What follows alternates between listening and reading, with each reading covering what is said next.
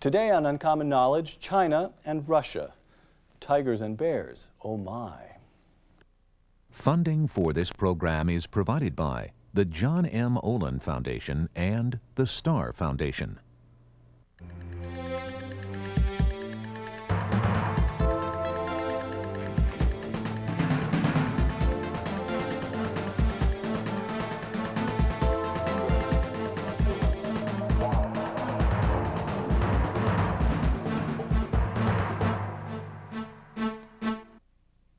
Welcome to Uncommon Knowledge. I'm Peter Robinson. Our show today, China and Russia. After years of reform, China has established a very rapidly growing economy, yet it remains a one-party, communist party, authoritarian regime. Russia, by contrast, suffered very steep economic decline after the collapse of the Soviet Union, yet Russia has managed to become a functioning democracy. A growing economy in China, a functioning democracy in Russia. Which nation is getting it right? Joining us today, three guests. Orville Schell is Dean of the Graduate School of Journalism at the University of California at Berkeley and the author of many books on China. Chip Blacker is a Senior Fellow at the Institute for International Studies at Stanford University, and Michael McFaul is a Fellow at the Hoover Institution and the author of Russia's Unfinished Revolution, Political Change from Gorbachev to Putin. China and Russia, both have been undergoing dramatic reforms. Now, listen to two sets of facts about those two countries. Fact set one, China has been experiencing rapid economic growth. According to the International Monetary Fund, I quote, close to 400 million people have been lifted out of poverty in China since 1978. Russia, not experience economic growth, to put it mildly. According to the Russian government's own statistics, between 1989 and 1998, the Russian GDP tumbled by 44%. Fact set two, China remains a one-party dictatorship. Russia, for all the faults of its political system, represents a functioning democracy. Economic growth in China, democracy in Russia. Which country is getting it right? Chip? I think the Russians are. Mike? The Russians are. Will you make it unanimous, Orwell? Well, I would say in the short run, I think the Chinese have had it right. In the long run, I would put my money on the Russians. Let's talk about Russia for a moment. Beginning in the 1990s, Boris Yeltsin's finance minister, Yegor Gaidar, decided that shock therapy was the only way, I quote him, to drag the patient off the bed. He decides to, in one sweeping movement, so to speak, transform the old command and control Russian economy into a market economy. It eliminates price controls, liberalizes trade policies, and the result, a system of mafia capitalism in which a small oligarchy appropriates billions in Western aid and plunders state assets. As early as 1993, Strobe Talbot, then at the State Department, said that Russia needed less shock and more therapy. Was Gaidar's shock therapy a failure? Mike? In my opinion, they didn't really succeed in implementing shock therapy. They didn't implement a set of reforms that one might call, unfortunately, I think that term is very unfortunate, shock therapy. But if you look at what they set out to do, and then what they really did under Mr. Gaidar and his government, they maybe 15 days, several months at most, they were doing shock therapy. But then what happened was the rolling back of that. It wasn't hard budget constraints. It wasn't controls on spending. It wasn't market-oriented privatization. Instead, they had to compromise with interest groups from the Soviet days, the Red Directors, the governors, and gradually, by the end of 1992, the year that Mr. Gaidar was in power, I would say that shock therapy, to the extent that it existed at all, had effectively ended. By when? By 1990? 1992. So then most of the 90s was incremental change, haphazard change, in a way the kind of change, partial reform is in many ways the worst of all worlds. It created all sorts of perverse incentives for these oligarchs and the mafia, and it's only after the crash of August of 1998 that you begin to get genuine fundamental structural reform in Russia. And by the way, you started your statistics by saying Russia's had no growth up to 1998, but since 1998 they've had real growth. Last year, 8.4% 8.5%, that even makes the Chinese look like laggards. That summation sounds right to you? Well, I think, you know, there's two aspects of reform in my view. One is tearing down the old system, Right. which is a prerequisite, finally, for any comprehensive new system, and the other is building the new system. And I would say that Russia is more advanced in terms of demolition, but it still has a lot of ground to cover in terms of reconstruction. Is the lesson that they didn't reform enough, and that led to the muddle and the so-called mafia capitalism of a decade or so, or that they went about the reforms too quickly and in a ham-fisted way? I think Orville had it absolutely right, that the process of substantial reform requires that the old system be dismantled before the new one can be put in place. I think it's inevitable for all centrally planned economies that they're going to go through this phase. It's expensive, it's costly, it's disruptive, it's painful, but I think it has to be done. So the first thing you have to do is stop central planning. The first thing you must do is kind of tear apart the very structure of the system, and part of the mistake that the Russians made was they couldn't get around to the issue of property rights in a way that would enable new stakeholders to have a sense of ownership of the system, and they're still struggling. So since 1998, what have they done? Have they gone far enough? Have they got... If They're I getting wanted to there. invest in Russia, would I come back with a certificate that granted me property in my investment, a property right that we would recognize as such in the West? It's property rights, it's contract enforcement, it's transparency, it's accountability. They've made a lot of progress, I think, since 1998, which is why they've had some growth, high commodity prices. So could the Russians have done any better? Or have they done about as well as could have been expected given their starting point? The Soviet Union was still in existence until 1991. The economy's growing. They've managed to muddle through a transition. A decade of mucking around before you come out the other end of the tunnel might not be that bad. In other words, would you give me a kind of grade of Russia and how Russia has done it? Do they get an A? Of course, it's always compared to what? Right. And the counterfactual would be, if they had truly implemented shock therapy, would you have not had revolution? That is, maybe muddling through was the best that you could hope for. I think if you compare Russia to the rest of the post-communist world, at least the European and post-Soviet world, Russia's kind of in the middle and maybe in the front. That is, corruption is about average for the region, growth is a little bit above average. And by the way, if you look at the region as a whole, the 27 or 29 countries that are post-communist Europe and former Soviet Union, there's a very strong correlation between those that went the fastest, those that did shock therapy, and those that are now So the Czech Republic, say? Poland, Czech Republic, even Hungary comes in later, whereas those that did the slow reform, they're still the ones that are still having slow economic growth. Okay, so you have centuries of autocratic rule under the czars, 7 decades of communist rule, and now 1 decade or so after all that comes to an end. There's been muddling around, there's been tremendous dislocation, but you're fundamentally hopeful about Russia at this stage, Orville? Well, I see Russia something as a sheet of blank paper that's waiting to be written on. Still, with some interesting signs of progress, whereas I see China as a piece of paper that is still written on from the past. Okay, on to China now. Now that we're back to China, let's take a closer look at China's path of reform. Communist Party in the 1980s embarks on a course of measured economic reforms while retaining total political control. China, over the last decade, has logged the most rapid growth rate of any major country in the world. So the question is, did China achieve this greater success because it engaged in reforms more slowly, or because it simply made politics, so to speak, illegal? And this Communist Party retained total control over politics. Orville?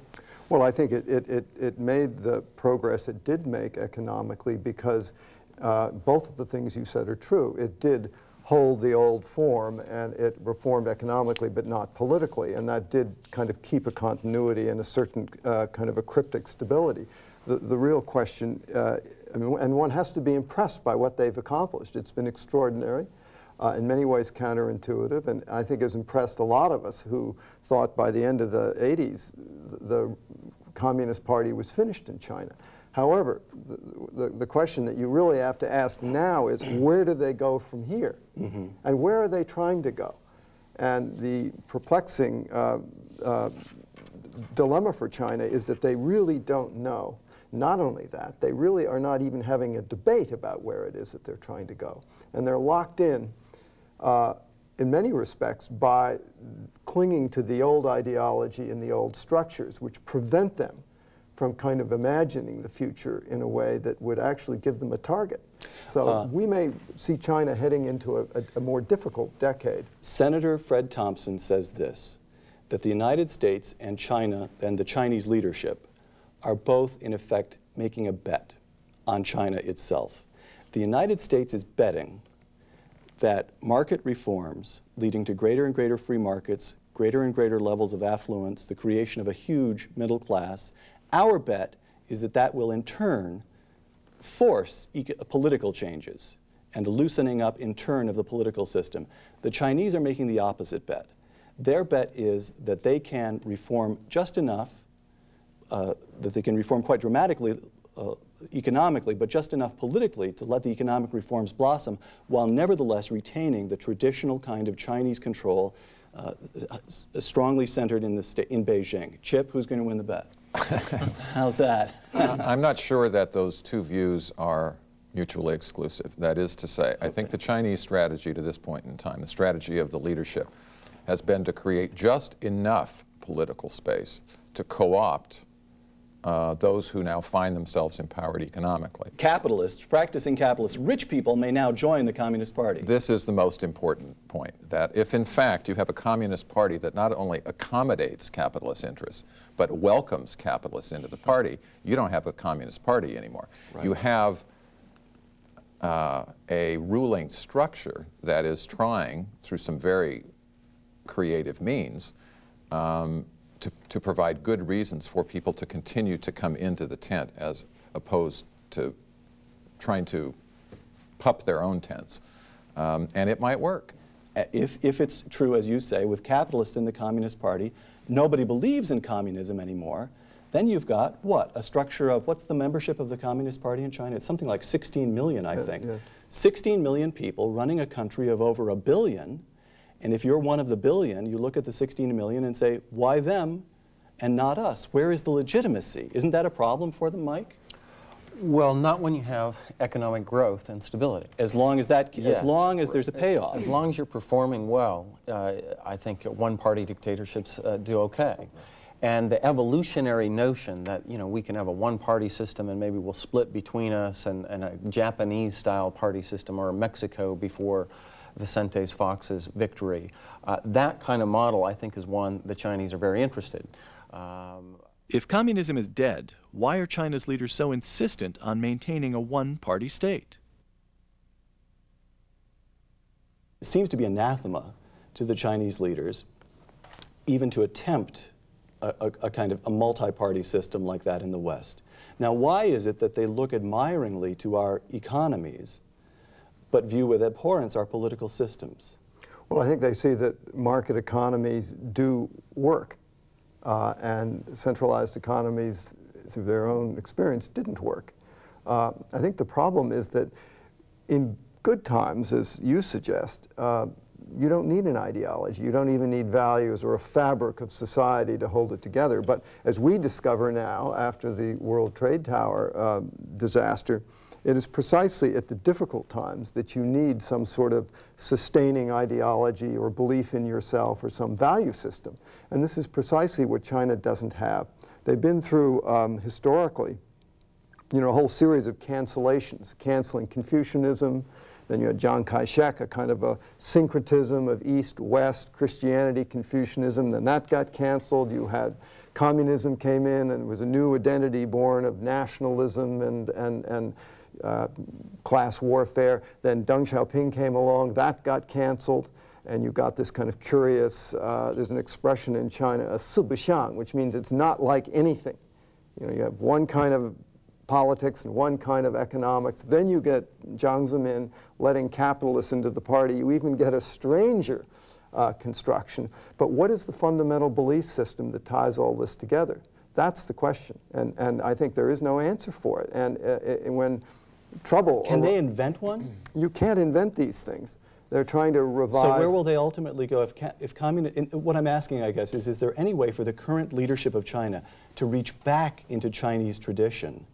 Confucianism is an impressive body of thought. Can they work their way back to that? Well, I think it's very difficult, and my impression is that the revolution has almost totally savaged the old structure of tradition and culture, so that you can bring it back in a kind of a mummified, symbolic form, but it isn't a living, breathing thing that sustains people, that people believe in. It's museum pieces, and that finally does not answer the question. Okay, let me give you one more quotation here from this journalist, Ian Baruma. Quote, "Violent rebellion, especially in the countryside where trouble is brewing once again, has been a feature of Chinese history for thousands of years. Once the people revolt," he envisions this taking place in an economic downturn, "once the people revolt, there will be no way to contain them," close quote. Give me the odds on that. That particular outcome is not one that I worry about. What I worry about is a slow unraveling, actually, which I think over a long period of time could be no less destabilizing than a kind of violent collapse. When you say slow unraveling, you mean loss of power from Beijing to the regions? Yeah, the gradual relocation of power from the center to more affluent regions. A business elite would end up running the... In other words, are you suggesting that it'll... warlords. Go back to the old sort of warlord pattern. Is that something that you'd give odds on? Well, I think it's a real concern, the sort of decentralization of power, not only brought about by economic reform, which disperses it, but China has had a long history of unraveling through provincial uprisings of one kind or another. And I think to a degree that we really are not fully apprised at this point. The national government is a very shaky proposition now. I see. And it is an unsystemic system. And they're worried about this unraveling. That's another reason why Beijing insists on total control. They're passionately worried about it. And I think you can go down the list of floating population. You know, China has the largest migration in human history. It's an internal one of over 100 million peasants going to the cities. Real problem. From the interior to the coast, effectively? Well, or to large industrial cities. I see. Environmental problems. It has a banking problem. It has a labor. I mean, you know, when you go down the catalog, it's a pretty daunting and frightening look of unresolved issues. Back to Russia. If it's possible that China might revisit its chaotic past, what about Russia and its past?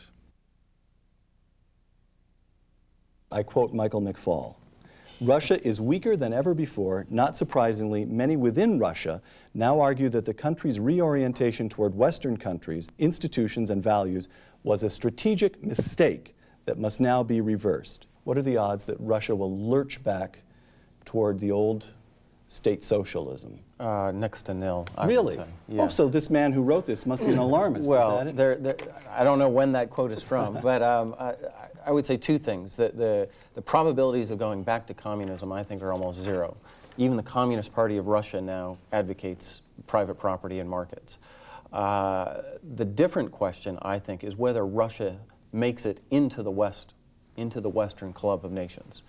After September 11th, there's actually a new opportunity to do that, and a new sense of, well, maybe this is really where we truly belong. If you look at public opinion in Russia, you look at what President Putin has stated, that makes me optimistic that maybe we can get done some of the things that When we're you not say done. looking at public opinion in Russia, are there good polls, reliable polls that are done? Is that what you mean? Yeah, there are good polls. And I've done what- my own. and- I've done my own. And what do they show? On the big picture, they show a society that I think is actually transformed faster than the state, and is actually more pro-democratic, pro-Western.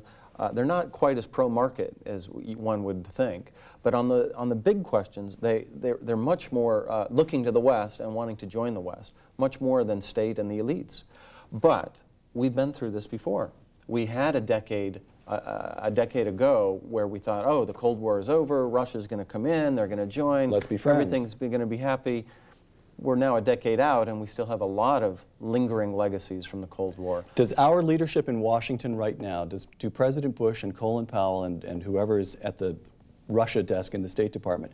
Do they recognize this post-September 11th period as a moment of tremendous opportunity? Well, I think as Mike said, I think it is an important moment, but the moment has to be managed realistically. That is, both sides have to struggle very hard not to oversell what's possible. If you look back over the last 10 years, there's plenty of blame, I think, that can be properly apportioned to both sides in terms of not kind of managing expectations correctly. Very painful for the Russians in particular, because they thought they had done all this heavy lifting. They had done all of this work. They had done away with communism, the communist system, the Soviet Union. What more could they do? Here we are, take us in. And we said, okay, you're part of the club, except not really. And so you need to do the following 9,700 things and report back to us. And when you've done those all successfully, then we'll treat you like a full member. It was a very painful And that was process. humiliating to a nation that 10 years, just 10 years Absolutely. earlier, had been able to stare us down anywhere in the globe. So now they've recalibrated. They have lowered their expectations. They think they now understand what the terms of entry are. And the events of September 11th, in their view and our view, once again set the stage for a process that should have a happy ending. But it's not going to have a happy ending if either side or both sides fail to set the expectations. If I could just, add a point, I think what you say is very interesting vis-a-vis China, because Russia at this point in its history seems not to have that almost autoimmune reaction against the West. There is a moment here where I think there can be great rapprochement, whereas China has this kind of historical grievance, certainly capitalized on by the revolution, anti-imperialism, anti-capitalism, anti-colonialism, which makes it very difficult for it to have a long-term stable relationship with the Western America. We keep having these eruptions of passionate nationalistic sentiment, which I think do not bode well for its ability to integrate into the global world the way I could imagine Russia might in due course. I think that's exactly the way to Now, what about post? Last topic, predictions and some advice. Would you all agree then that a decade from now, if you had to bet which country is likely to prove the most stable over the coming, let's say, coming decade, a decade and a half, you all three would agree Russia? Orville? I mean, you know, we don't know, but I could imagine such a scenario. The thing about China that's hard is that you can imagine absolutely opposite scenarios with equal plausibility. Well, I would just add that if you look comparatively and put China and Russia in a bigger comparative set, democracies are much more stable entities than dictatorships. They last longer, and especially at a certain level of economic development, they rarely fall into a different kind of regime. Dictatorships are not that way. And let me just add, in this conversation about dictatorships and economic reform, what's interesting about the post-communist world is the strong correlation between democracy and economic reform. That is, the fastest democratizers are also the fastest economic growers. That's different with the huge China. exception of China. China, of I'm not counting that. I said post-communist. China's somewhere in between. But it's an interesting analytical point, because we love to talk about China and Chile and before South Korea as the success stories of dictatorships with economic growth. Right. We don't talk very often about Saudi Arabia, Pakistan, Afghanistan, Angola. That is, there's a lot of dictators out there all around the world that aren't doing economic growth, and it's important to remember it's not necessarily a direct relationship. Gentlemen, this is television, so I have to round it out, but I want to put to you a kind of mental experiment. Fidel Castro has just died. May the day come soon. You have been called upon, each of you, to advise his brother, Raul. Raul says to you secretly, look, this communist thing, backward country, I'm sick of it. I want to move Cuba forward, but I want to do so in an orderly, not a chaotic way. Do you tell Raul Castro to follow the Russian model or the Chinese model? Orville? I would say follow a new Cuban model. I would embrace markets, but I would embrace them very cautiously, because they can be wild beasts too. And what about democracy? I would say democracy, in my experience, is never a bad road to try. Okay.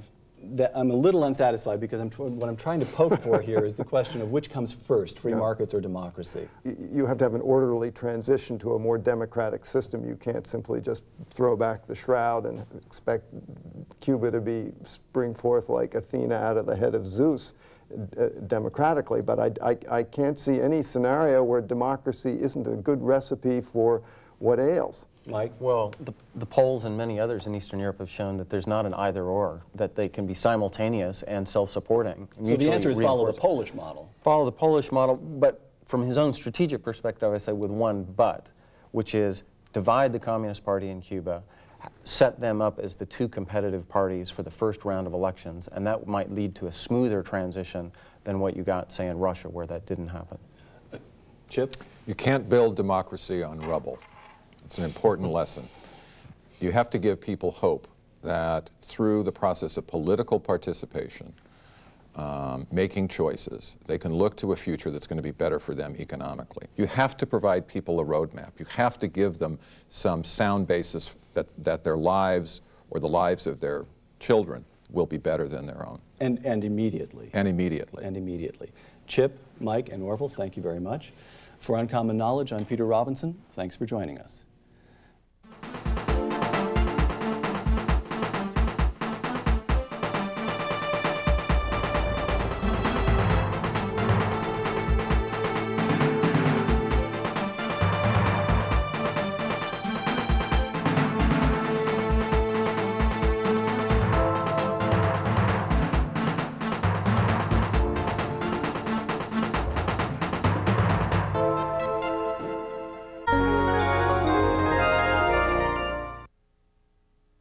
Funding for this program was provided by the John M. Olin Foundation and the Star Foundation. This is PBS.